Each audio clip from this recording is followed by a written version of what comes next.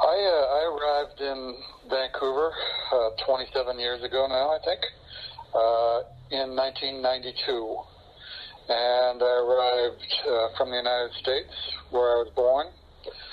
I was educated in the United States as well, in Massachusetts. I received a degree in an undergraduate degree in environmental design and a master's degree in landscape architecture.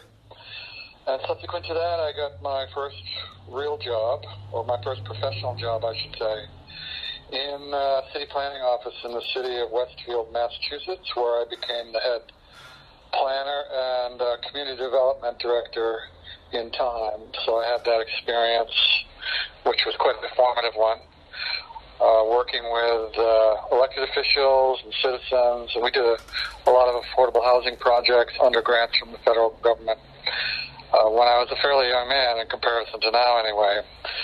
I have 4 children, the oldest of which is 47 years old, and she's also an elected official herself. She ran for city council in the city of Cambridge, Massachusetts, and proud to say that she won, and it was her first attempt, and quite a difficult thing to do, so she won that election, and I'm proud of her. I have a son who's 44 years old, and he's on high tech, and he's also in Massachusetts. My 2 other children, younger children, who are Canadian, my oldest one is in the publishing business, working in Toronto. I'm very happy she's coming back to Vancouver during the campaign, so she was wanting to help me out and wanting to move back home. She grew up here in the city of Vancouver, and she considers it home. She's also, of course, pertinent to the main issue of the day, hoping to be able to afford to find a place to live, and I sure hope to do a little bit to try to ensure that happens in the future. Then finally, my son, he's 21 years old, and he's a musician and a music technician, so he's working in the entertainment business as a sound engineer. So that's kind of the family thing. I, of course, came here to go to work with the University of British Columbia. It wasn't my first academic job. My first academic job was in a design school in Minnesota, in St. Paul and Minneapolis, Minnesota, at the University of Minnesota there. So that's been my career, and I'm very happy to have come here in 1992 and haven't really looked back.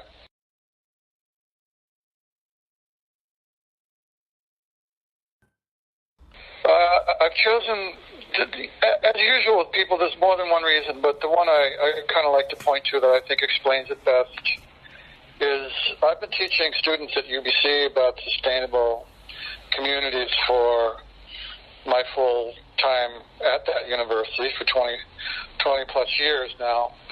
And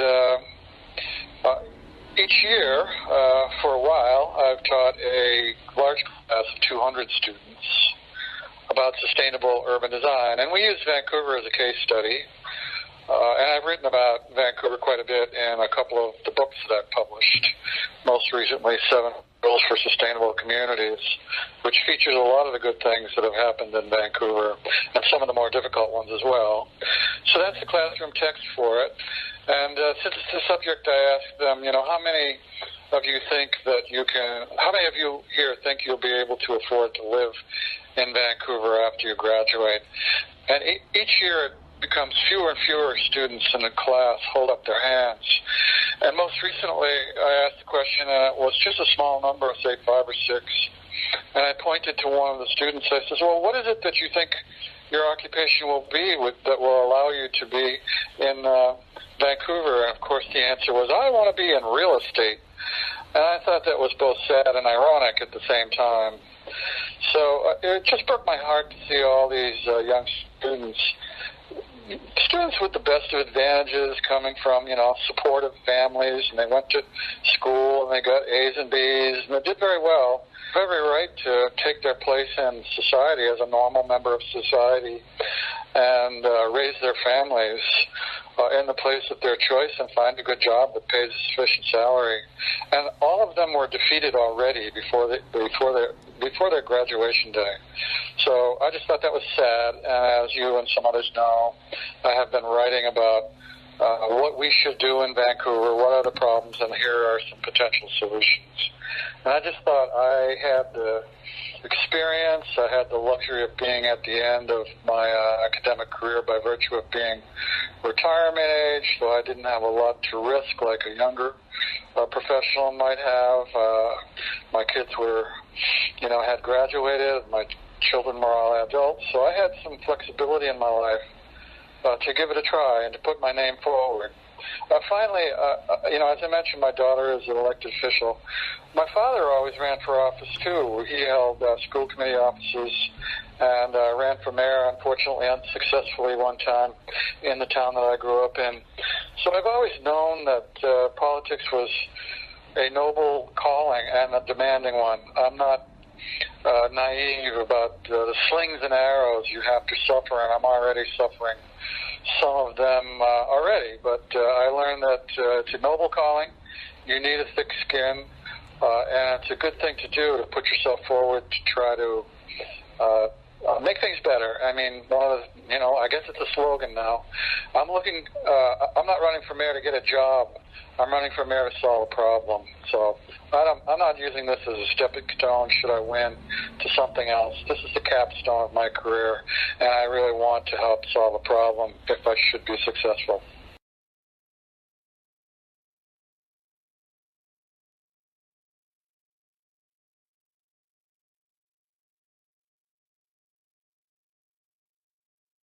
Oh, yeah, thank you. That's a great question, and it allows me to say something that maybe not all the voters in the city realize. We have a weak mayor system where the mayor is really main duty is to be a councillor among other councillors and to manage that meeting.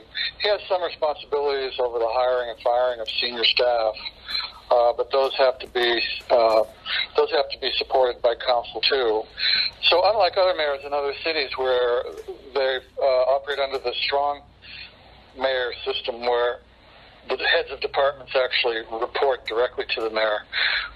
Heads of our departments, our city managers in various departments do not do that. So under those circumstances, the mayor, and this is how I would view it, is a convener and a facilitator. As it happens, and one of the reasons why I thought maybe I would be very qualified for this, as it happens, I've had a career in facilitating citizens groups with dealing with problems largely to do with city development, city planning, and sustainable cities. So for at least the 20 plus years I've been here, my academic work has not been to, study in a laboratory or write papers for a small number of fellow academics, but rather I've gone out into the communities many times in our region and across Canada and across North America and even in Australia to work to facilitate usually very complex and contentious sustainability questions about city design, sometimes at the whole city scale. Notable successes in this have been working with the City of North Vancouver on a 100-year plan for a carbon zero future, and also a project in Surrey, which I started in the 1990s, the East Clayton Sustainable Community Plan, a project that ended up getting built and has been the most successful and most affordable new community built in the city of Surrey. So I do have a long track record in facilitating conversations. The city council meeting is an obviously good example of how the mayor is called upon to facilitate and manage conversations. And I hope that in that capacity that I, or somebody else, but I would hope that I would be able to, in addition to the normal duties of a mayor, also be able to engage in some kind of citywide facilitation, try to discuss and get an exchange on the problems that face us, particularly the housing problem. So were I successful, I would want to do a lot of personal communicating with various members of the community and going out to the various neighborhoods and having, heart-to-heart talks with people, not through the lens of, not through the filter of a communications department, which I fear is really what is happening now, which is often impeding communication more than enhancing communication. But during the 4-year term, there would certainly be plenty of time for me to go out into every neighborhood and hear from people in all walks of life. And, in association, obviously, with our various departments, particularly the planning department, try to solve this horrible problem of what kind of place our city is going to be, and in particular, try to figure out how every wage earner who, tries to make a living here will be able to afford to raise a family here as well.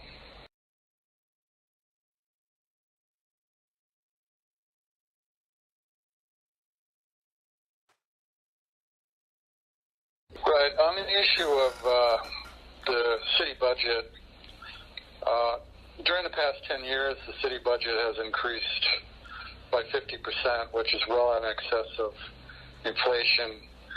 And when we look around and see the results of that, we want to question whether or not that has ended up improving the lives of people whose lives need to be improved, particularly in the housing arena.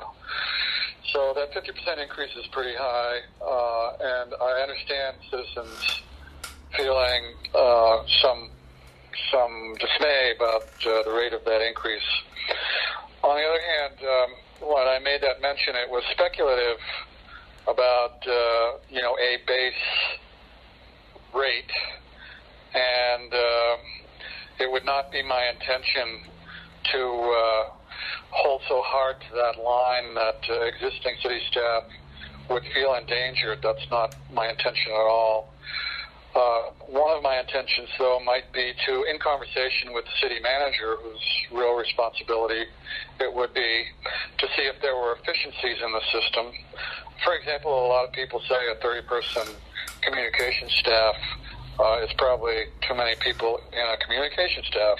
If I was mayor, I don't see myself needing that kind of communication staff for the city. I would rather be the communicator and going out to people and having much more frequent conversations with the press, as well as going out into the community and doing that. So I think that there are efficiencies.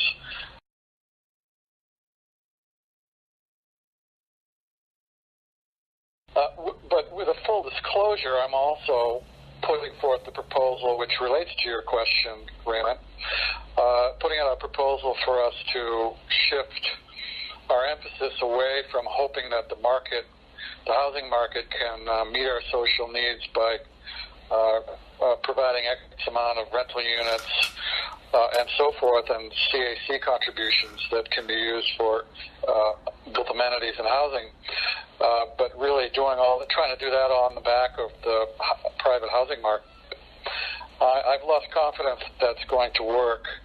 My feeling that I've come to somewhat reluctantly over the past 5 years is that the housing market by itself is not going to solve the problem of housing affordability.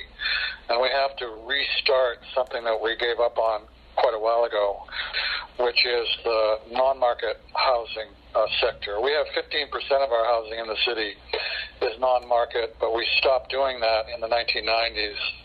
That's not just the city's fault. It was the federal government and the provincial government which withdrew dramatically to the point of hardly having any contribution at all anymore to the non-market housing sector. So I'm happy and this will come back around to your question of taxes, I promise you, Raymond. I'm happy that the federal government and the provincial government are coming back into the game with a certain number of billions of dollars. I think that the City of Vancouver is the most deserving of, if not the lion's share of that money, a whole lot of that money, because Vancouver has the most serious problem of housing affordability, not just in the nation, but also in North America, and by some measures in the entire world when you compare housing costs to average wages. So it is my hope that there could be a variety of means of fiscal support for provision of non-market housing. One of them would be the city's tax base. And so in that sense, yes, I would be looking for economies, but I'm also suggesting that we might move towards a fair tax. This would have to be with the province's approval, of course, but their understanding of the egregious nature of the housing problem might, I think, really make them willing to consider a shift. Moving towards a more progressive property tax, and with any additional revenue coming from that, every penny going into non-market housing.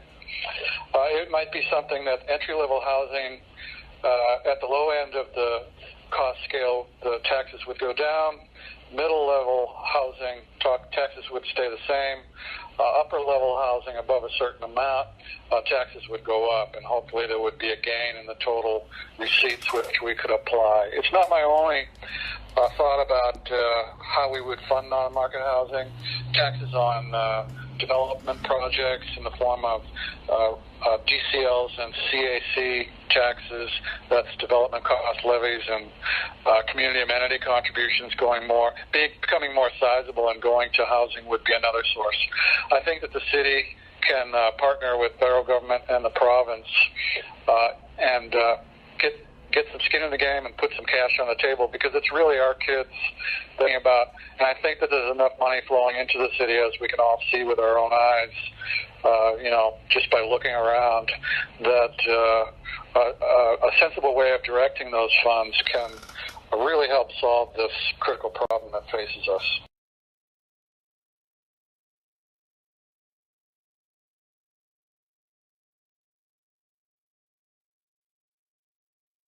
Yes, thank you for the question, Raymond, and that's the core of, I think, what I bring to the election campaign and what might distinguish me from others.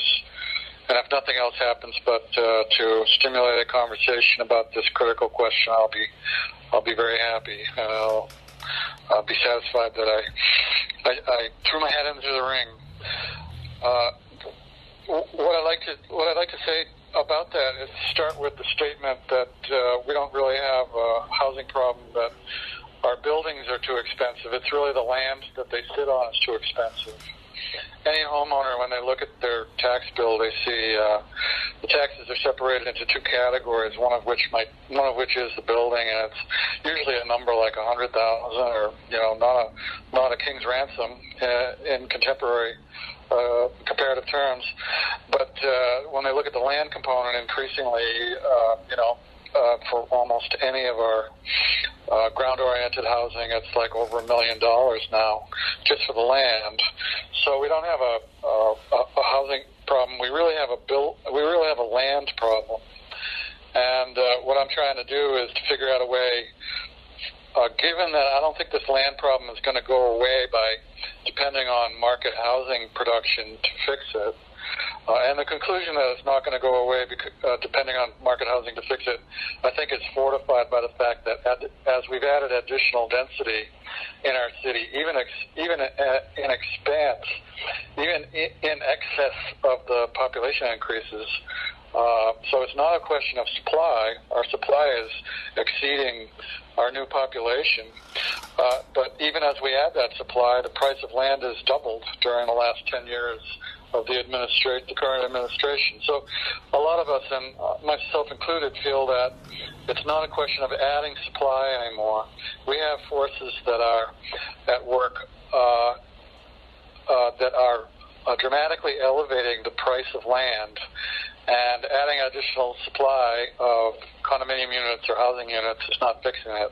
The real cause of that problem is that our land is being acquired by what I would call global capital. And some of the global capital is, actually coming from inside Canada. I don't want people to hear that I'm pointing the finger at Asians or Chinese in particular. It's a bigger problem of land prices are being elevated throughout the world. And it's people who have the money to invest, often the 1%, who are, because of their investment decisions, elevating the price of land underneath all of our buildings. And, it makes sense. If you have an additional $1 million or $2 million to invest one of the best places to put that money is in Vancouver real estate. So I'm not blaming them. But that raises the problem. If we think that escalation of the value of land is going to go up and no amount of supply is going to fix it, what are we going to do? I'm basically saying we have to buy our land back. So we have to be smart about using our existing taxation strategies on property and our available tools on the development process, notably the DCL and the CAC, to acquire enough money to buy back the land. And I also think that in sophisticated application of those taxes, particularly on development projects, that will also mitigate the speculative pressures on land.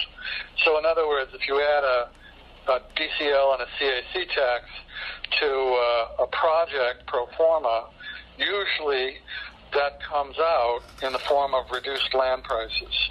And I'm not alone in thinking this. The current plan for Broadway that was put forward by Planning Department Manager Gil Kelly basically alluded to the same thing, saying in essence that we need to stop speculation on properties along the Broadway corridor where the subway is going to go in. And in order to do that, we're going to pre-announce a $333 per square foot CAC, Community Amenity Contribution tax, to alert landowners that they really shouldn't elevate the price of their land in expectation of speculative gains, because we're going to be there with a requirement that when the building is built and sold, our hands are going to be out for the $333. I would like to see them go further with that and say, and that money is going to be used for non-market housing. We're going to put every penny of that money, or a significant percentage of that money, into non-market housing. So that's the strategy. And you mentioned the Vienna model. I'm glad you brought that up. There are various places where this model of buying back land and then putting housing on it have been used successfully. Vienna has been doing it for decades. Almost 60% of their people live in non-market housing. Now, the last part of your question is really crucial. What kind of housing is that? It's all kinds of housing. The only difference is it usually sits on land that is owned by some public entity. It might be a charitable organization, it might be a church, it might be it might be the city, it might be a non-governmental organization that's set up to provide housing. It might be a land trust. There's many ways to hold that land in public trust. The building on top of that land can be in a variety of forms too. A non-governmental organization can act just like an ordinary landlord and rent it out and fix up the building, and when the apartment is vacated, it's given to somebody else. The difference is that they would be obligated through some deed restriction to always and forevermore adjust the rents only in accordance to what people can afford. The usual threshold is, something like 30% of the average family income in an area, with potential subsidies applied that often go beyond that. That's the rental one. There's another model where you can actually own condominiums. It's just that it's on leased land or on land that's not owned. We currently have a very well-known example of that. For example, down in the South False Creek area, it's become notable because their leases are up after 40 years, so they have to be renegotiated with the city. But I don't want to get distracted by that. I want to point out that those residents own their own condominium and they can sell it into the market. But when they sell it into the market, it goes for a lower price because you're only selling the building, not the land component. So condominiums at South False Creek are much, much lower than condominiums in other parts of the city. And when you do the math, it turns out that most of these kinds of housing don't require permanent or even initial, in many cases, taxpayer subsidy. There's no reason why And that's true in the South Falls Creek example. Those buildings are much more affordable, but they don't require city subsidy or government subsidy. They pay their own way, and people making average wages can pay their own way. And it's even conceivable if the city got into a position of helping to finance these projects, that in time that money would be returned, just like any other ordinary mortgage. So the thing I'm having a hard time explaining to people is this is not such a fundamental shift as you might imagine. It just changes one of the characteristics of developing housing. It would happen that the same people, like the same developers, would be called upon to develop these projects. The same construction companies would be called upon to build these projects. The same management companies and carpenters and bricklayers. The whole industry that we have a huge industry for constructing this kind of stuff that wouldn't need to be, mothballed. It would just be a different client, in effect, and a different way that the money was managed. But it wouldn't, in conclusion, require a subsidy from the taxpayers. And I'm at great pains to try to explain this, because this is not the same as social housing, which does require an ongoing subsidy from the taxpayer, because social housing houses people who do not have the capacity to go to work and come up with the quote normal rent, end quote, that most people do.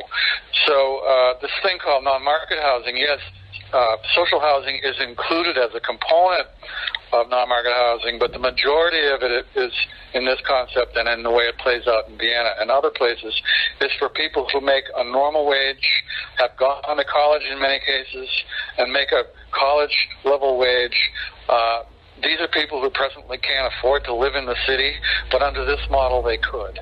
And they would pay their rent every month, and, that rent would go to maintain the building and pay off and, pay the person who mows the lawn, all those things. So it's absolutely normal, except it's a way to create affordable housing by buying back our land from international speculators who bought it up at such a price that we can no longer afford it. I'm sorry that was kind of a long-winded answer for you, Raymond, but I struggle to make the answer any shorter than that.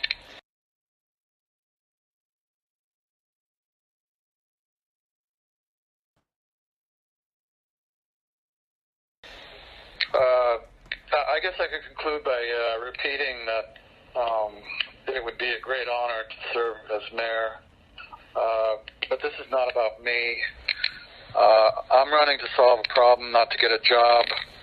I think I have a solution. A mayor doesn't rule like a dictator. A mayor has to be a communicator.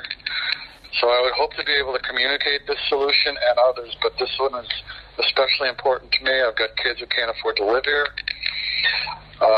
This one on housing is a solution that I've studied very carefully. I think I understand it. I have a lot of people in the city who support the idea now. Absent this kind of dramatic change in the direction of our housing markets, absent a shift towards non-market housing and away from total dependence on market housing, I frankly don't see a solution to our problem.